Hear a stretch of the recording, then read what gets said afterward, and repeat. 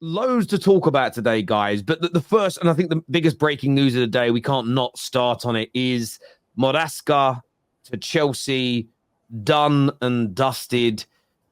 What do you make of this, Potsy? Oh, they're just a mess of a club, aren't they? It's embarrassing. I mean, is he better than Poch? I don't know. It's a really strange one, but it's not strange that he's left Leicester, if that makes sense. Because reports are that Leicester are going to basically start on between -6 and -15 in the Premier League. So I can see why he's jumped ship. He's like, look, I've got you up there. Now I'm going to go move on. But I just think it's a strange one for Chelsea. Chelsea have been trying to start again for the last 3 years now. Like, they've tried to start again freshly with Potter. They've tried to start again freshly with Lampard to come in until they start freshly again. Then they started freshly with Poch. And then, let's be real, I'm not a huge fan of Poch. I don't think he's amazing. But he actually probably did the best out of the bad bunch that was at Chelsea and ended the season fairly strong. And then now they just go, let's just start again and we'll start afresh again.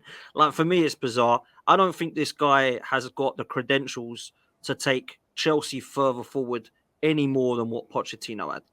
Like, let's look at what he's won in the game and what he's done in the game. He's learned and he's coached similarly in a bracket of Mikel Arteta in terms of who he's learned from and stuff like that. So that's probably what they're looking at. But for me, Pochettino has got more experience than this guy from what I know. Anyway, please correct me if I'm wrong, because I don't know where this guy has coached before. But I just look at it and I look and think, if it didn't work with Potter and with Poch, how is it going to work with Maresca? Now, they might give him unbelievable amounts of money in the summer. I'm not so sure. But what makes me laugh the most is the tweets I've seen from Chelsea fans that had this guy nowhere near their list of managers they wanted. And now all of a sudden they're really excited. I've done my research. I look at how this guy plays. Why was he not on your list then? Do you know what I mean? If you're really happy about this guy, then fair play. If he was on your list of, I'm really impressed from Leicester, and that's all good. But for him to be selected because he can now get the best out of Enzo Fernandez, that for me is wild. This guy was £100 million. If you're going to sign someone for £100 million and go through 3 managers until you finally believe you've got someone that can get the best out of him, you've been conned, mate. Yeah, into a player who's clearly not £100 million, doesn't have a position, no one can get the best out of him. Now we're going to sift through managers to try and get in a guy that, yeah, we think he might have a plan for Enzo Fernandez. How about have a plan for where Chelsea can go in their future and try and spend £1 billion to compete? Because at the moment, they've spent £1 billion to try and get back in the top 6. And it looks like they've failed at that now this season because of what happened at the weekend. So if I'm honest with you, I think it's a mess. This, for me, is honestly a case study of how not to run a football club. It is an embarrassment. They are a disgrace. And just lastly on this, the Chelsea fans are hilarious, by the way, because only 2 years ago when Roman left, whenever that was it 3 years ago nearly now? I said to the fans, are you going to have patience now? Yeah, we're going to have patience. We understand this Chelsea is not the one of Roman. We're going to have patience. We're going to give it time. I said, right. So it's going to make, 3-4 years of you potentially missing out on titles, going for trophies and trying to scrape in the top 4. Yep, that's what we believe it will be. It might be a top 6 finish a couple of times, but we're all good. 3 managers down, all the fans going mental because they're not competing and winning stuff. This isn't patience. This is mad. Trust me. This fan base are absolutely hilarious. And long may it continue, because I think this Maresca guy is going to be no different to Poch or Potter or any of these guys whatsoever. So that's where I'm at, personally. It's interesting you bring that up. I mean, that's one of the articles that's out in the Evening Standard today that's been briefed by Chelsea, that Chelsea were won over by the new manager's plans for Enzo Fernandez as the appointment draws near. They've also spoke about how Chelsea want to do what Arsenal have done. They've looked at how well Arsenal were doing competing wise, and they've gone, actually, we want to go out and get a sort of Pep disciple. We want to play a particular way. We want to do a long-term plan now. Lawless, do you think these things should be red flags to Chelsea fans in terms of the sort of potential changing of directions, another different profile of manager, and sort of the fans being sold the sort of, this will unlock Enzo, this will get the best out of our youth? Do you feel like maybe Chelsea fans are being spun a line here? Yeah, that does sound like PR to me. That a big PR move. Oh wow, Enzo finally a manager that can, because a lot of them Chelsea fans I spoke to are, big fans of Enzo and believe there's a good player there. Maybe there is, and that's music to their ears. And this sort of changing approach, like I said, long term. Chelsea don't do long term. Chelsea fans don't do long term. So someone like Maresca, if you're looking at him as this project, as this other Arteta that's going to come in and eventually get them to where they want to be, they haven't got the patience for it. They haven't been programmed that way, through their time in the Roman Abramovich era. But I think he was Pellegrini's assistant at West Ham, so he was at West Ham, and I mean, to be honest, that was some of the, and I'm not saying that he gets the blame, but that was some of the worst football I've seen. And I've seen David Moyes and Big Sam. But I think just because he happened to be I don't know how closely he worked with Pep because he was in the development squad. So I think people are looking at that and saying, oh, he worked with Pep. And plus he's bald with a beard, so he could be the next Pep. If that's the case, just give me the job. There's a big fashion for bald guys with beards at the moment. But Chelsea, like I said, for this, he has to go into that club. He has to hit the ground running. It has to be immediate success on the pitch, because if it doesn't, there's going to be no, we'll take a season to go backwards to then go forwards. Again, that's not how they can say it all they want, but we're going to hear the same old stuff. If they start losing games, then it's not the players, it's the manager. That's what they're going to look at. So this is just a weird one for me. It is a very weird way. It could work. It's a gamble, but it's a gamble. I'm actually listening to you working out who's talking. Is it the picture of Maresca or is it you? Look at that. I mean, that is impressive.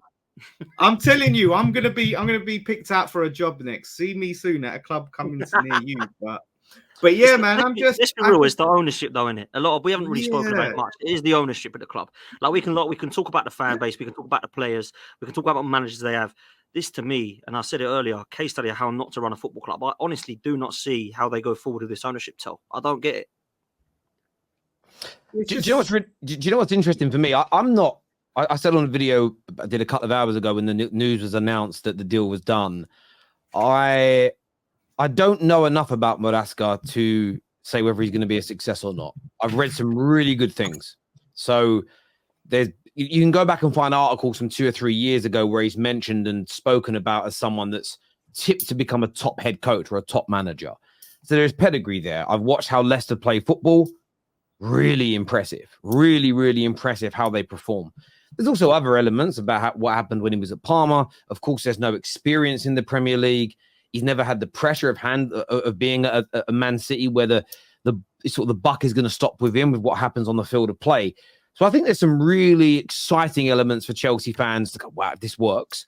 There is also some areas that they should not be ignoring around the manager. But when you focus on the ownership, Potsy, you're spot on. I'll tell you why. They seem like they might be sticking with the plan of building this young squad and developing it, which is a positive because whether you like it or not, they're going in the same direction. But it's the chopping and changing with the managers they have. They fall out with Tuchel because they see things differently. They go for a long-term plan like this one with Potter by giving him a 5-year deal. 9 months later, he's sacked. They then go for a sort of not quite a win-now manager with his CV, but an experienced manager. But they do it on a short-term contract, and Chelsea fans laud this and say, I love it because if it doesn't work, it's cheap to get rid of and we keep moving forward. They're now going back to an even more inexperienced manager on a long-term contract, and the way the PR, the way they've briefed the media, and this is what you've got to remember, it's how Chelsea are briefing these journalists, because these journalists haven't been prepping these articles for 2 or 3, 4 weeks. No one knew about Enzo 7 days ago. Nobody was talking about him. And yet there's some really detailed, really good articles that have come out. That's all been briefed by Chelsea in the last 24 to 48 hours. And they are telling the Chelsea fans that, we're continuing on the same project.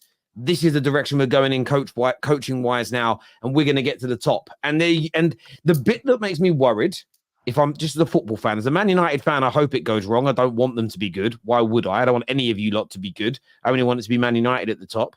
But as a football fan, it's the stories about unlocking Enzo, that worry me. Why? I saw this consistently at Man United with this player or this manager is going to get the best out of Paul Pogba. This manager and this player and this signing is going to make Luke Shaw look world class. This signing and this is going to make Anthony Martial the best striker in the world. And we're going to finally have to pay Monaco that Ballon d'Or clause within the contract. And that's the vibe I'm getting. It isn't what they're doing. For me, it's never almost what they do. It's what they say. It's what it's how the Chelsea board brief people. Do you get where I'm coming from? It's all sometimes they make it sound a little bit too neat and perfect. You know, like those old-fashioned police and rom-com movies from Hollywood. The police ones always start with a bad thing happens. There's two detectives. One's a clean-cut guy and one's a bit of a degenerate. And they find out who the bad person is. There's a big fight scene at the end. They both nearly die, but they don't die. And they kill they murder about 60 people, but never get in trouble. Bit like Die Hard. The rom-com, boy meets girl, girl hates boy, girl starts to fall for boy pisses girl off. They break up. There's sad music for 3 minutes. Then they get back together at the end. You know, it's neat and it's tidy. When they brief the media, Chelsea, and by the way, my club have done this, it's why I recognize it. It's too neat and tidy. There's red flags everywhere. And the problem is with this conversation, Chelsea fans too many Chelsea fans don't want to have it. I don't think everything's terrible, but I don't think everything is perfect either. And I find Chelsea fans are either, it's all perfect, it's all great, I'm so excited, I've done my research, it's amazing, or they're the other end, which is, let's burn the whole damn club down. And I don't think either are going to help. I don't think either are going to help them move forward. As a fan base now, they've got to get behind this manager and be patient. I said this the other day when they were linked to McKenna, and it's exactly the same with this guy. Your expectations have to be based on reality. And the reality of this situation is you're bringing in a very inexperienced manager who's going to be naive and wet behind the ears. He's going to make mistakes. He's going to mess up. The best do it. Pep not having any width at the weekend. He's going to make more of them, though, because he's younger. If you are supporting the decision, it means you support it and stick with it. None of this, he's got 3 strikes for me. He could use those 3 strikes up in the first 2 months. He's young and naive. You've got to either support it and actually get behind it and understand the environment you're in. This idea that he's an inexperienced manager, he's going to come in and do what Zidane or Pep Guardiola did straight away. Get those thoughts out of your head. The likelihood of that, you're more likely to find rocking horse shit. You really, really are. And I think for me, that's my bugbear with Chelsea. Their ownership keep chopping and changing their plan and changing the course of direction, which is an issue. And then it's the fans. They're so polarized. You add all those things together, it's got the recipe for toxicity. Therefore, if it's a toxic environment inside and outside the club, it will fall apart. So that for me is what I've got no issue with him getting the job as manager.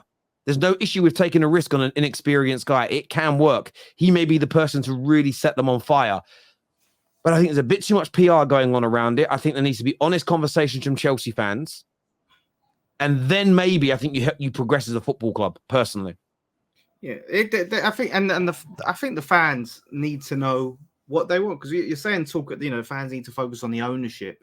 What are they asking for the ownership? What do they want them to do? You know, Terry, you've been very clear about what you want from a Man United ownership. You want, football people in place making football decisions, get a manager with a style of play, get players in to fit that style of play and back them over a period of several windows, right? You're clear.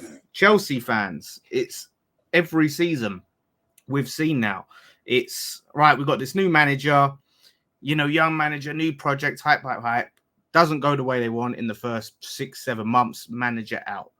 Board acquiesce and they go cave into pressure and they go with the fans. New manager comes in, different profile, same thing. And like I said, it's a cycle. So what are you asking for your club? I've always said the same thing as you've said, Terry, about your club with my club. I want director of football, deciding the style of play, deciding the signings, head coach coming in that plays a certain way. That's what I want. But for them, again, it's just the same loop of this needs to come in, it needs to work out. If it don't, manage it out. So they can't blame the ownership as much as we don't agree with what the ownership are doing. If the ownership are doing, what they're doing is in line with what the Chelsea fans have been asking for, quick changes, this don't work, rip it up, then it's not going to change. So how do they want their club to be run? I think that's the frustrating thing with Chelsea fans. You know, this Maresca guy, can you give him? And I've always said this. People go, "Oh, you're West Ham, so your expectations are different." But I always say, look, give a manager one season and then see how it goes. But I think when it comes to like how long do you give him, I always view these things. So when they were linked to McKenna last week, again, Man United are linked to McKenna. I'm not against it. But I would understand the reality of the situation if he comes in. So we look at players as an example. We've brought Mainu through. I think Mainu has the ability to become one of the best midfield players in the world. I don't think that is an outlandish statement. I think he is technically gifted enough. He has scored some really good goals so far. We've just seen him absolutely be brilliant in a cup final. I'm not saying he is one of the best in the world. I think he's got the ability to get there if he keeps working hard and if he keeps developing. So, but my expectations for him game to game right now in this moment in reality is not that of the best midfielder in the world, because I understand that it's going to take time to get there.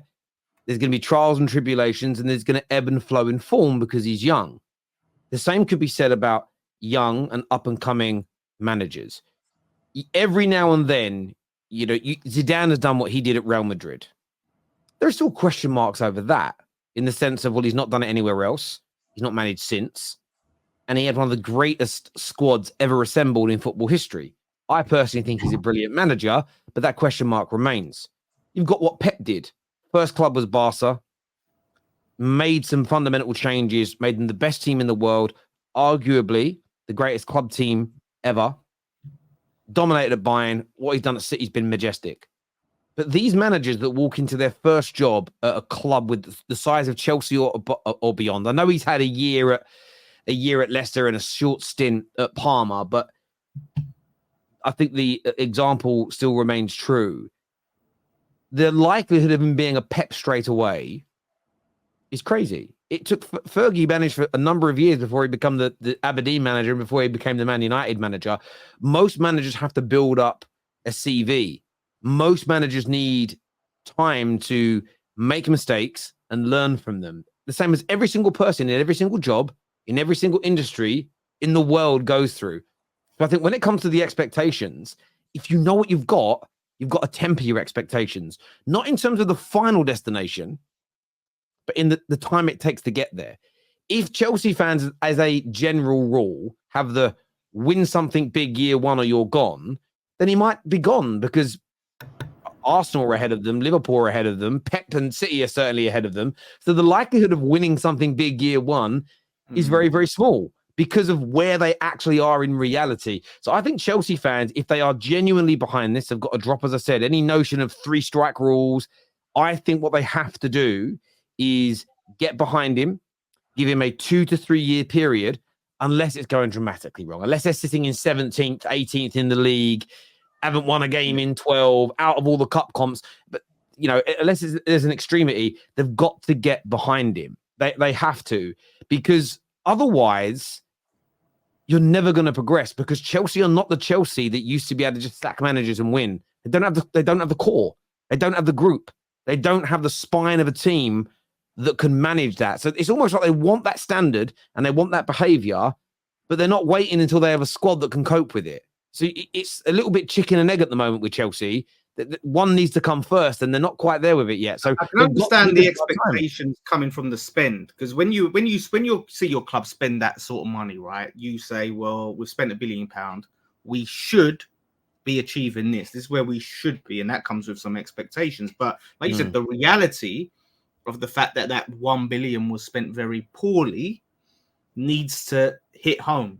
And now you need to realize that you've got a big mess to start to undo. And what you're doing is that process, like I said, sacking managers is not working. Try something else. Let's just try and be patient, because it's going to take a long time to dig out of that. But I understand it's like, look, we're spending money. We must be doing this. But like I said, I just think it was, I think a lot of fans were excited, when they were spending big, crazy money and doing all these selling players to Saudi and getting ridiculous fees and spending that again, signing Brighton players. I get it. But I think it's just the reality is that you've messed up it massively in that window and you're miles off it. I think they're miles off.